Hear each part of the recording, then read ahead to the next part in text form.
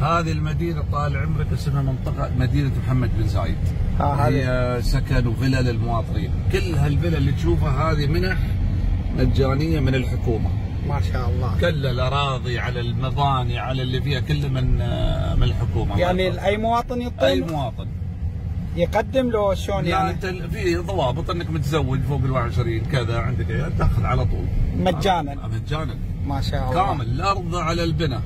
عندك خيارين، اما تاخذ بيت جاهز مبناي اذا ما تبى يعني تعابل على المقاول، او يعطونك الارض ويعطونك مبلغ بين ال 400,000 دولار الين 600 700، يعني بين تقريبا 1,300,000 درهم الف درهم لين 2,000,000 درهم، وانت تبني على راحتك. يعني ما شاء الله ماكو مواطن من دولة الامارات ما عنده بيت؟ مستحيل. لا مستحيل. ما شاء الله. يعني من عمرك 21 22 خلاص تبدا عاد.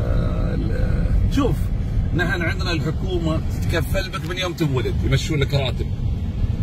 ما شاء الله. يعطون ابوك اذا ولي امرك يعطونه تقريبا 600 درهم 200 دولار تقريبا من تولد. نعم. يمشون لك اياها لين طبعا تعليمك سواء في الدوله ولا تعليمك خارج الدوله بالمجان.